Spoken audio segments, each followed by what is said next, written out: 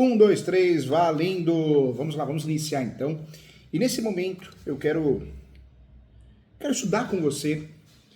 Importante saber que leilões é um baita de um ramo, um baita de um nicho.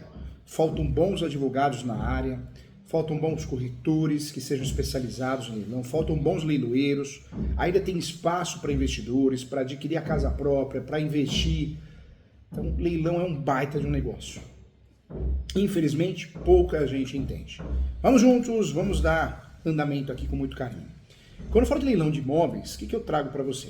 Lembrando que o professor está lançando o livro Leilão, Como Cancelar Leilão de Imóveis, na editora Diniz, www.editora Diniz. Então, o lançamento oficial do meu livro, Como Cancelar um Leilão de Imóveis. Então, um livro bem bacana, com teses para que a gente possa cancelar e suspender leilão. Eu também lancei o livro O Tratado de Uso Capião, um livro bem bacana, um livro ao qual eu quero muito que você leia. O professor lançou também a coleção completa, Direito Imobiliário Completo, volume 1, 2 e 3, também da editora Diniz, que é uma super editora, e tem o Código de Direito Imobiliário também muito legal. Então, vários lançamentos, meus de outros autores, de fato, um projeto muito lindo. A editora Diniz, que atualmente foi incorporada, por uma empresa americana, então muito legal o trabalho desenvolvido, fico muito feliz. Vamos juntos e vamos conversar aqui sobre cancelar, como recuperar um imóvel de leilão. Existe essa possibilidade, professor Júlio, dá para fazer isso? Então, vamos conversar sobre isso, tá? Nós sabemos que tem o leilão judicial e o leilão extrajudicial. Quando eu falo cancelar um leilão de imóveis, vale a pena lembrar que nós temos que usar a ação certa. Existe a ação anulatória e a ação declaratória de nulidade.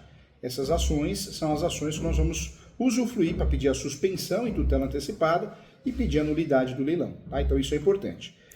Na prática, existem poucas teses para cancelar um imóvel em leilão. São poucas teses utilizadas, mas são teses efetivas.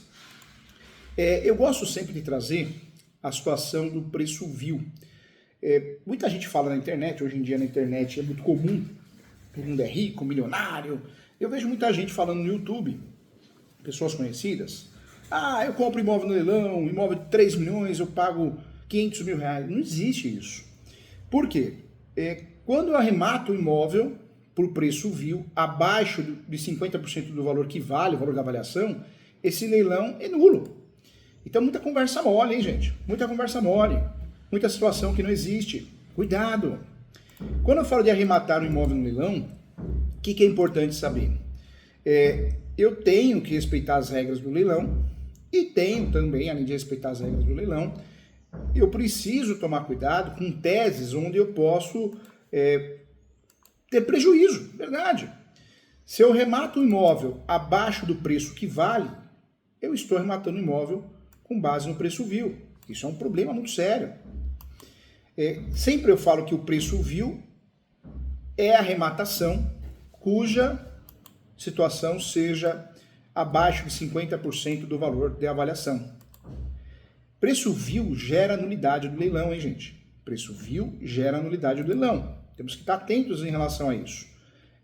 O preço vil é arrematar o imóvel com um valor ou seja, o valor da arrematação é inferior a 50% do imóvel, preço de avaliação.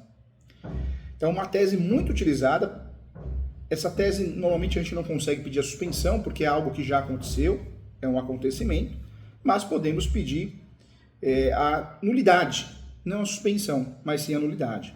Então, uma tese muito importante para que possamos usar e conseguir o cancelamento do leilão, tá? Então, algo real aqui, algo importante.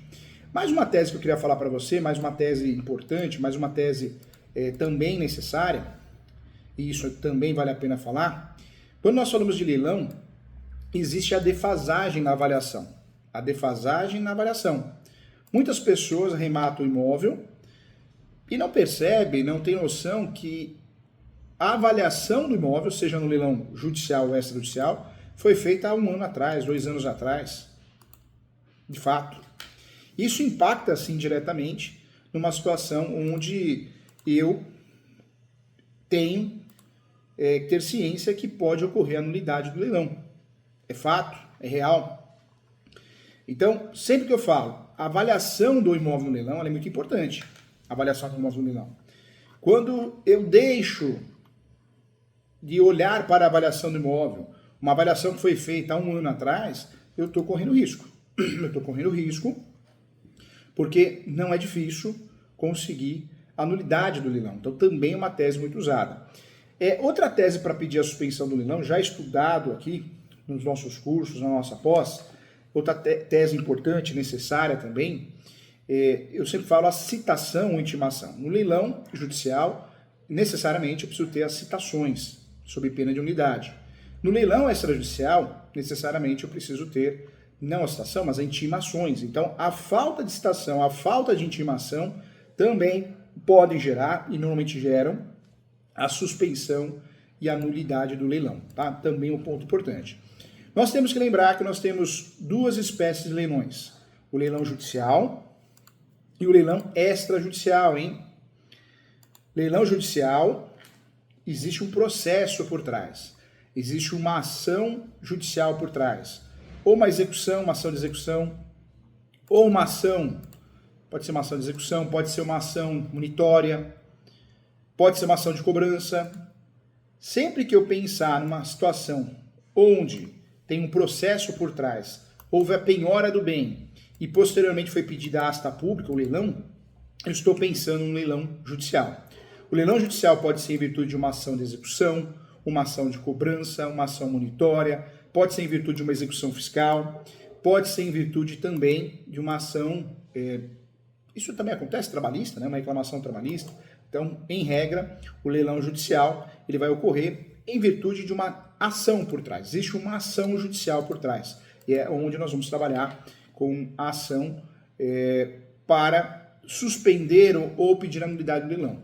Normalmente no leilão judicial é mais complicado fazer a defesa, fazer a contestação. Existe toda uma estratégia. Eu tenho que apresentar a defesa, se estou no tempo hábil de defesa, mas eu tenho que procurar na ação de nulidade ou ação anulatória conseguir a nulidade, a suspensão do leilão. Lembrando que quando o imóvel vai para leilão, se é um processo de conhecimento, normalmente já está na fase final, já estamos no segundo tempo do jogo, né? Essa é uma realidade, tá? Então, também necessário falar sobre isso. Outro ponto que eu quero trazer para você, outro ponto também que gera suspensão e nulidade, já falamos isso nas aulas, também a situação que não exista uma descrição detalhada do imóvel. Nós precisamos lembrar, precisamos saber que a detalhação do imóvel é necessária sim no leilão judicial e extrajudicial. É muito comum você entrar num site de leilão e você olha o site, vê o preço, o valor inicial do leilão, da arrematação, mas você não encontra maiores informações, você não consegue encontrar informações úteis, né? Informações que tragam aí fotos do imóvel, descrição da matrícula detalhada, você não encontra. E aí, diante disso, o que você tem que fazer? E é importante, né, fazer isso. Você que é interessado, mandar um e-mail para o leilão.